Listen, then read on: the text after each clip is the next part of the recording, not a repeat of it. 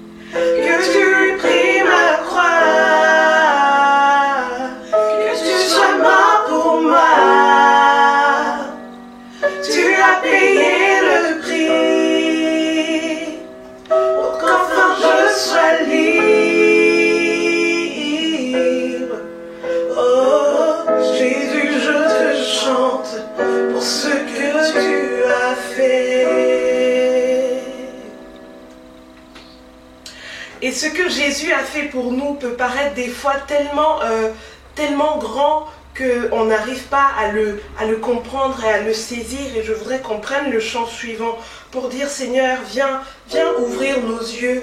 Viens, Seigneur, nous aider à comprendre réellement cet acte que tu as fait à la croix pour nous, pour que nous ayons une meilleure vie et pour que nous soyons sauvés, surtout.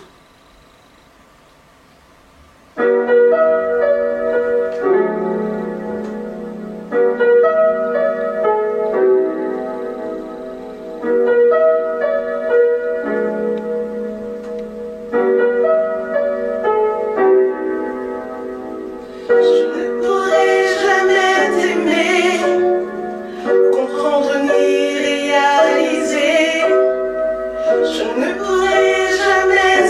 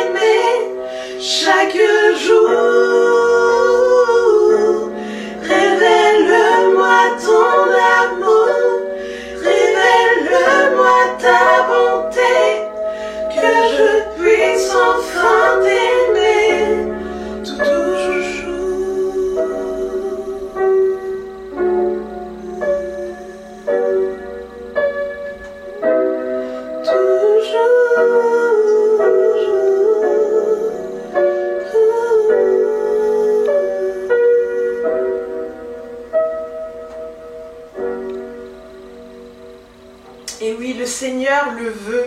Il veut nous révéler son amour, il veut se révéler à nous. Et pour un cœur qui le cherche cet après-midi, pour un cœur qui a soif de lui, c'est peut-être le moment de faire ce pas de foi, de s'avancer vers lui, en réponse à ce pas que Dieu fait vers nous chaque jour, avec ses bras grands ouverts, qui n'attend qu'une chose, que nous venions à lui.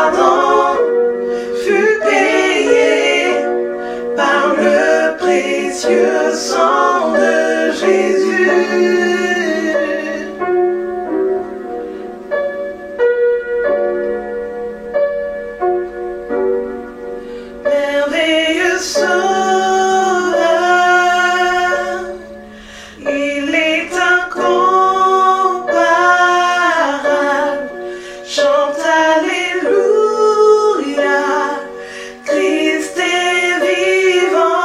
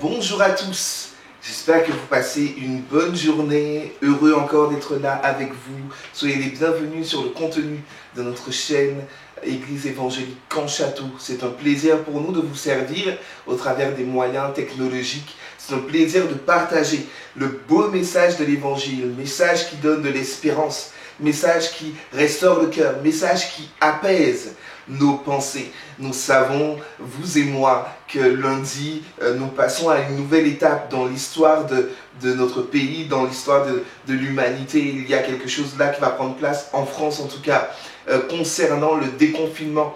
Et j'aimerais que l'esprit de vérité, que l'esprit d'amour, de sagesse, que Dieu, au travers de son esprit, puisse apaiser vos cœurs de toute crainte, de tout questionnement qui pourrait rester là en suspens, de toute anxiété, peut-être inquiétude. Comment ça va se passer, nous ne savons pas. Je crois que la parole de Dieu est pleine de promesses, de richesses pour chacun d'entre nous. Et j'aimerais que nous puissions partager une pensée que nous pourrons trouver dans le livre de Jean. Mais avant même d'ouvrir la parole de Dieu ensemble, nous puissions prier afin que Dieu nous bénisse au travers de cette parole. Seigneur, merci Seigneur pour ta parole, merci pour ta bonté, merci pour ta fidélité, merci parce que tu demeures le même hier, aujourd'hui, éternellement. Et je te prie pour chacune des personnes qui regardera cette vidéo, Seigneur, afin qu'elle soit bénie, afin qu'elle soit encouragée. Seigneur, tu viens encore parler à nos cœurs et nous te disons merci pour ta parole au nom de Jésus. Amen. Amen. Si vous n'étiez pas habitué particulièrement à la prière, sachez que c'est tout simple et cela nous assure de quelque chose. Que le regard de Dieu, que ses oreilles soient attentives à notre voix. Alors j'aimerais que nous puissions lire un verset qui se trouve dans le livre de Jean, l'évangile de Jean, au chapitre 5.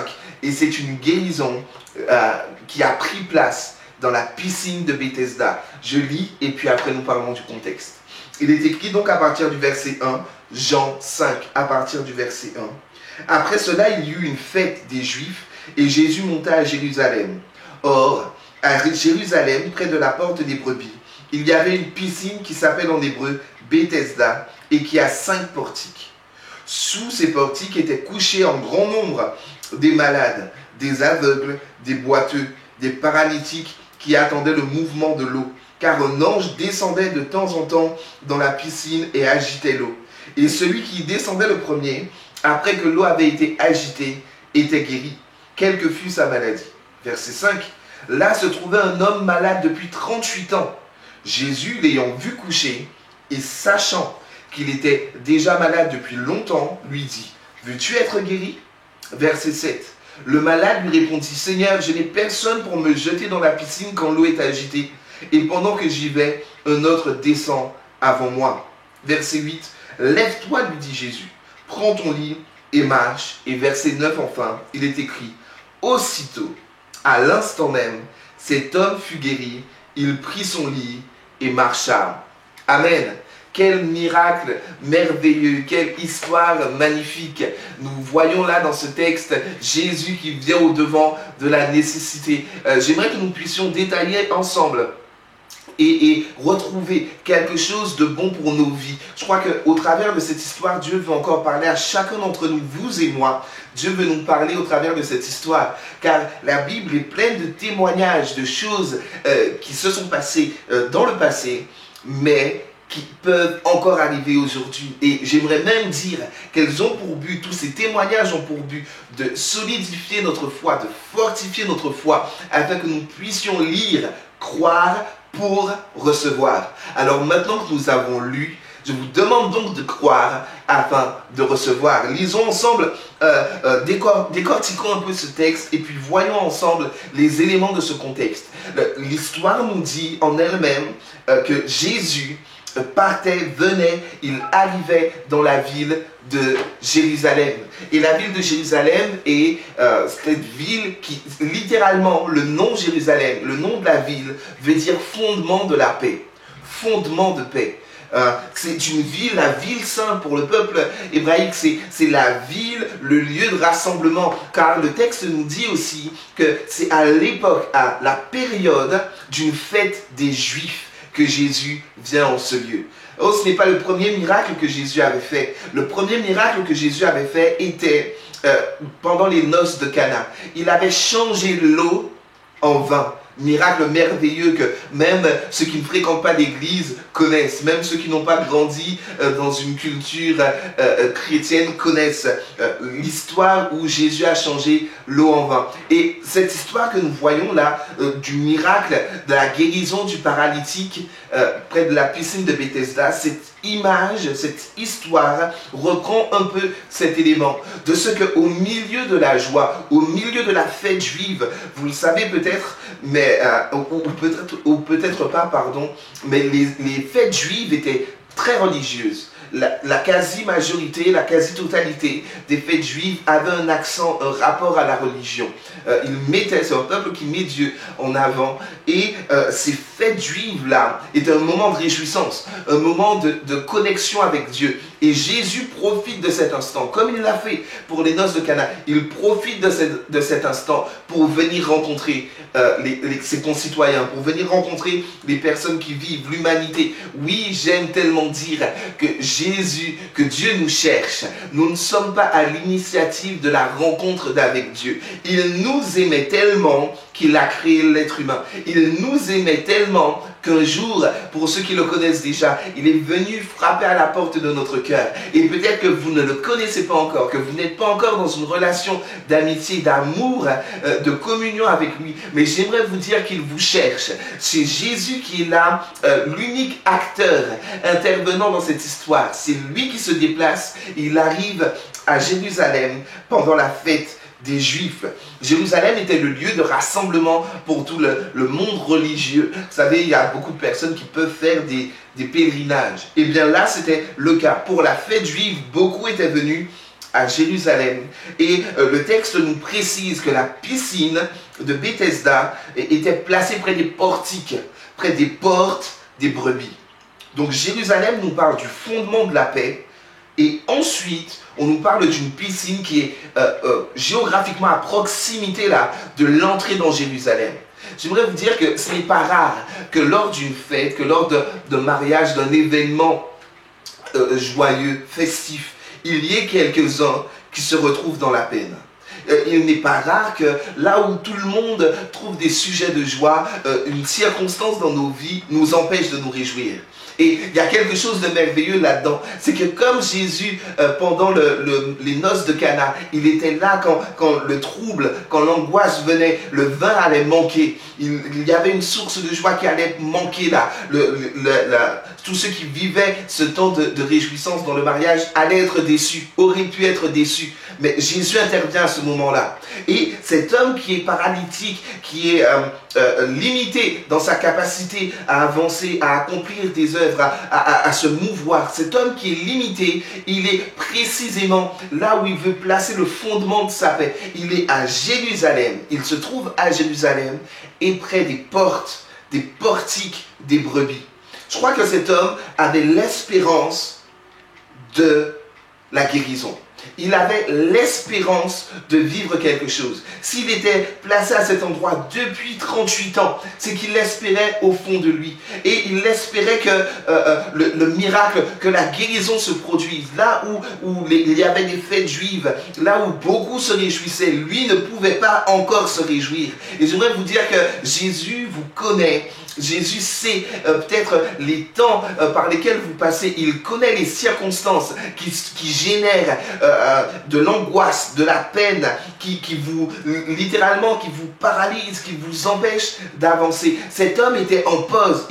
Sa vie était suspendue pendant ou depuis 38 ans à l'époque de cette histoire. Depuis 38 ans, il attendait un miracle. Bethesda nous parle du lieu de la grâce. Bethesda, le mot veut dire littéralement le lieu de la grâce ou encore de la miséricorde. Et il est beau de voir que au lieu du fondement de la paix, Jésus vient, il rentre, il passe les portiques des brebis pour arriver à Bethesda, le lieu de la miséricorde et de la grâce. Je crois que partout où Dieu vient, il y a un rendez-vous, un terrain favorable, un lieu propice pour expérimenter sa miséricorde et sa grâce. Vous n'avez pas besoin d'aller faire un pèlerinage à Jérusalem pour rencontrer Dieu. Vous n'avez pas besoin même, dans ces temps de confinement, de rentrer dans une église pour rencontrer Dieu. La technologie permet, et il est vrai que de s'associer à une communauté, c'est important. La technologie permet, dans ces temps de confinement et de déconfinement pour lundi, cette technologie nous permet d'être dans un lieu favorable, dans vos maisons, là où vous voyez, où vous visionnez cette vidéo, d'être dans le lieu où il y a possibilité de vivre la miséricorde et la grâce. Vous vous trouvez à Bethesda. Vous vous trouvez à Bethesda. Et voyons ensemble ce qui se passe à Bethesda, au lieu de la miséricorde et de la grâce de Dieu. Il est dit qu'à ce lieu même, des malades attendaient. Dans ce lieu, à Jérusalem, la ville qui symbolise le fondement de la paix, dans ce lieu même, des malades attendaient. Des gens espéraient en un secours. Et je crois que notre humanité, notre population ici à Caen et partout où que vous soyez, nous pouvons ensemble affirmer que le monde attend une source de paix, un fondement de paix. Le monde attend une délivrance, qu'elle soit du confinement, ce que nous vivrons lundi, ou qu'elle soit d'une guérison de l'âme intérieure, d'une guérison physique. Le monde attend. Dans des difficultés, dans des problèmes qui sont nombreux, il pourrait porter le nom de la dépendance, il pourrait porter le nom des divorces et de familles brisées, il pourrait porter le nom de problèmes financiers, de problèmes professionnels, il pourrait porter bien des noms. Mais ce qui est important de savoir, c'est de voir que c'est Jésus qui vient jusqu'au malade. C'est Jésus qui vient jusqu'au malade. Jésus, et ça me parle, ça me frappe vraiment. Là où l'homme attendait que la religion vienne à son secours, Jésus est venu. Sur le même terrain où les attentes de l'homme étaient mal dirigées, eh bien Jésus est venu. Vous savez, la différence entre une religion et la relation que nous pouvons vivre avec Dieu, c'est que la religion symbolise réellement un escalier qui emmènerait l'homme jusqu'à Dieu. Mais l'évangile ne nous dit pas ceci. L'évangile nous dit que c'est Dieu qui est venu jusqu'à l'homme. Et que c'est Dieu qui est venu jusqu'à nous afin de nous apporter la vie éternelle, la vraie vie. Car oui, connaître, accepter Jésus-Christ, c'est recevoir la vie éternelle. C'est tellement beau de voir que cet homme était à Jérusalem, là où l'office religieux régnait. Cet homme était près des portes. Il était à Bethesda, le lieu où il y a la grâce, la miséricorde, et pourtant il n'était pas encore guéri. Cela nous parle de persévérance. Et peut-être que vos prières sont insistantes et sont lancinantes. Il y a un moment, un temps que vous priez, il y a un moment. Mais la persévérance nous prouve que Jésus est capable de venir. Peu importe la durée de votre mal, peu importe le nombre de fois où vous avez espéré au travers des religions, au travers des médecins, au travers de telle ou telle personne, vous avez peut-être espéré depuis un moment que quelque chose se passe. Mais quand Jésus vient, alors là, tout change. Quand Jésus vient, tout est bouleversé, tout est bousculé, et toujours pour notre bien. Les malades attendaient, et ils attendaient quoi? Qu'un ange vienne agiter l'eau afin d'être guéri.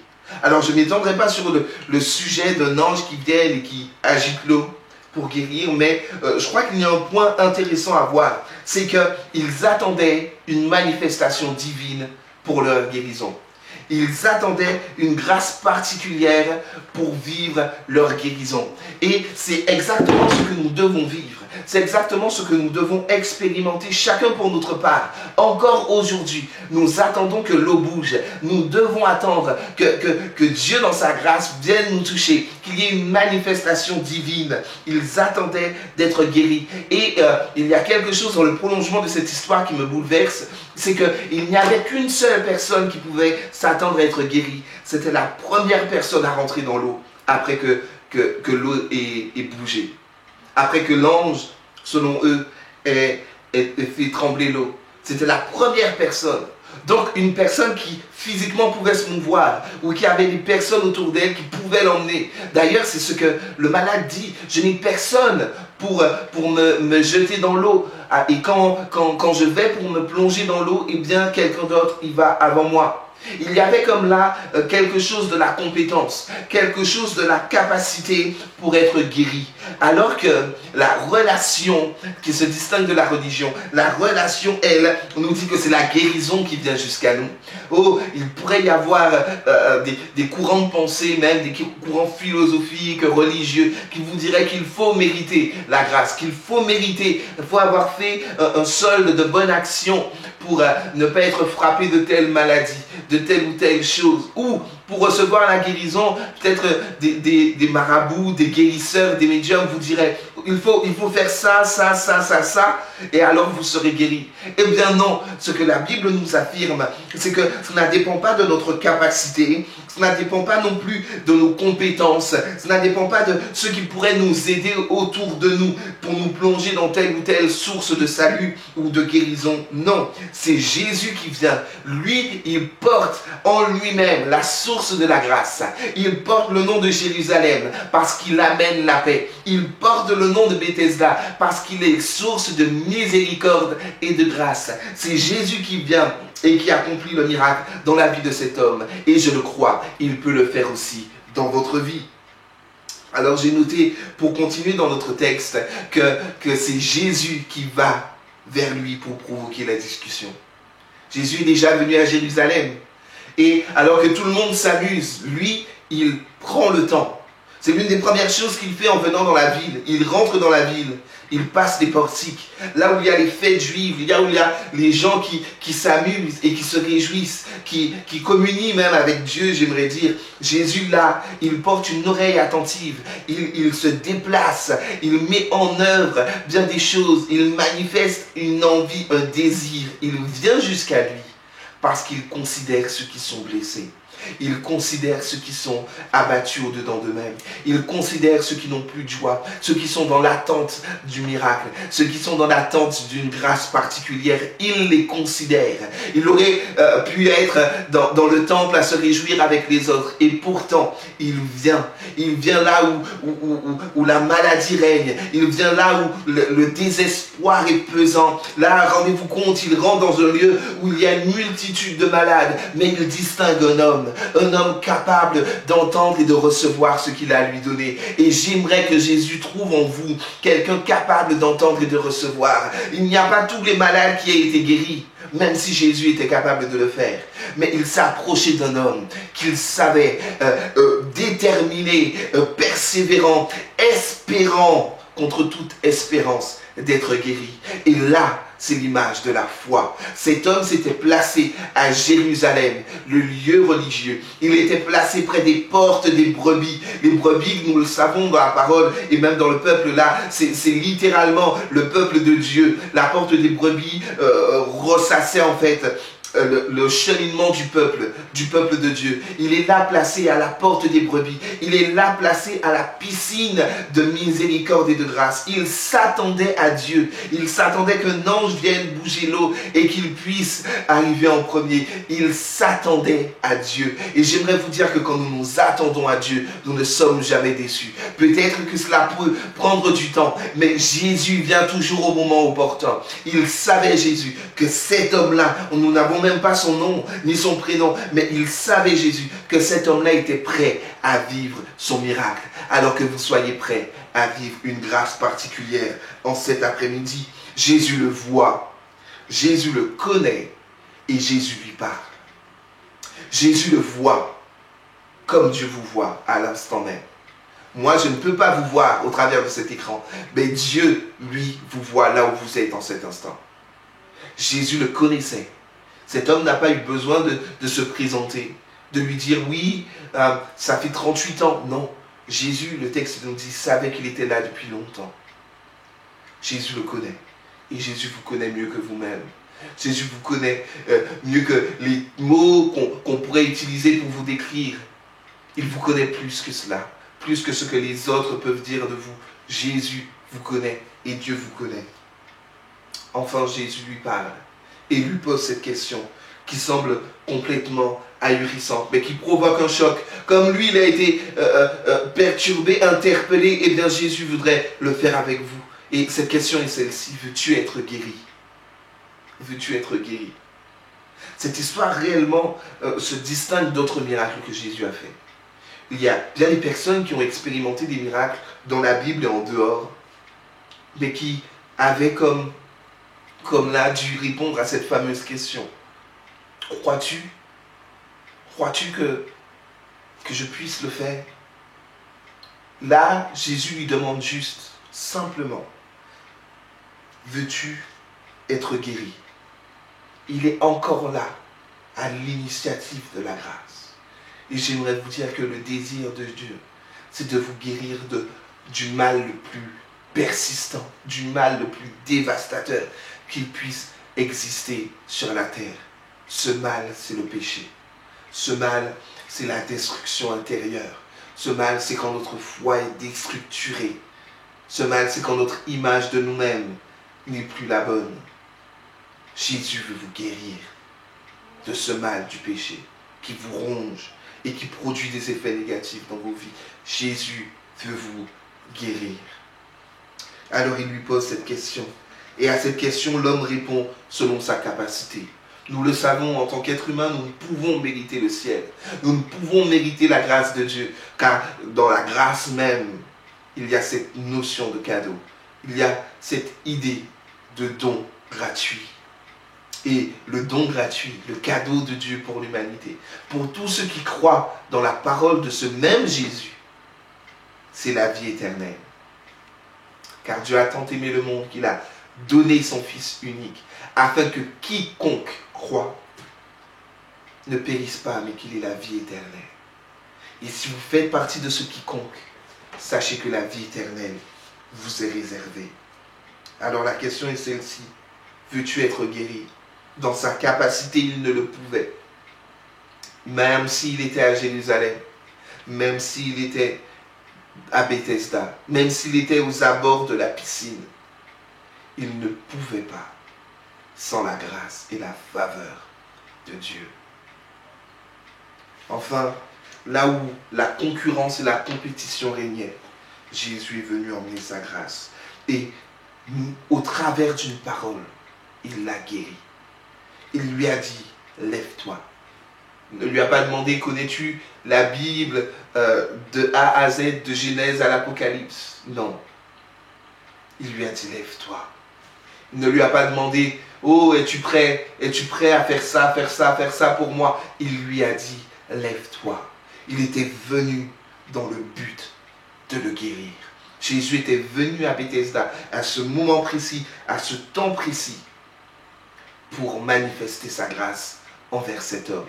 Et c'est la même chose qui doit prendre place ici en ce lieu. Il y a ici, maintenant, le lieu de rendez-vous. Notre adage, l'Église évangélique Conchato, c'est de rencontrer Dieu ensemble. Alors j'aimerais vous donner l'opportunité de rencontrer Jésus comme jamais auparavant. Avez-vous peut-être un besoin particulier dans votre corps, dans votre santé, dans votre âme, parce que vous luttez avec des addictions, avec des chaînes sur votre vie, vous êtes déstructuré, combien il y a de familles complètement éclatées, meurtries par les liens de la division, de la rancune, du manque de pardon. Il y a tellement de choses qui peuvent briser un être humain. Et vous êtes là, et Dieu vous interpelle, vous demande, veux-tu être guéri? Veux-tu être rendu libre? Veux-tu être pardonné? Veux-tu être sauvé? Si vous dites oui à ces questions, alors je vous invite à faire cette prière avec moi. Seigneur, merci parce que tu es venu accomplir le salut. Je veux te dire merci parce que nous reconnaissons chacun pour notre part. Je reconnais avoir péché, avoir été rendu malade, paralysé à un moment donné dans ma vie. Je reconnais ne pas être parfait, je reconnais ne pas être saint, ne pas être pur devant toi. Et c'est bien pour le problème du péché que tu es venu donner ta vie. Alors je te demande pardon pour mes fautes qui mettent une séparation entre toi et moi. Pardon pour mon péché, pardon pour mes erreurs, pardon pour mes manquements. Pardon, Seigneur. Et je te donne ma vie afin que tu puisses la guérir. À ta question, Seigneur, je veux dire oui. Je veux me laisser aimer par toi. Je veux me laisser trouver par toi. Je veux me laisser guérir par toi. Au nom de Jésus. Amen. Alors si c'était la première fois que vous faisiez une prière comme celle-ci, je vous invite et je vous encourage à rentrer en contact. Nombreux sont ceux qui le font. À rentrer en contact avec nous au travers de Facebook, notre compte Facebook ou encore ce chat. Mais pour plus de discrétion, bien sûr, n'hésitez pas à passer par notre site internet add-camp-upchrist.com ou encore notre page Facebook Église évangélique Camp Château. Vous pouvez nous envoyer des messages et nous vous accompagnerons. J'aimerais prier rapidement pour ceux qui passent par un moment juste de maladie physique. Je prie pour vous et après quoi nous nous séparerons. J'espère que ce temps vous aura béni. Et je vous dis à très bientôt sur le contenu de nos chaînes. Soyez bénis. Seigneur, je te remets chacune des personnes qui s'attendent à toi. Un homme, une femme, un jeune, une jeune qui s'attend à toi maintenant pour que tu puisses le guérir dans son corps. Alors Seigneur, s'il te plaît, par les meurtrissures de Jésus-Christ, que tu puisses guérir toutes les personnes qui s'attendent à toi, physiquement, moralement, psychiquement, émotionnellement. Tu viens guérir les cœurs brisés, les corps malades, dans le puissant nom de Jésus. Amen. À très bientôt.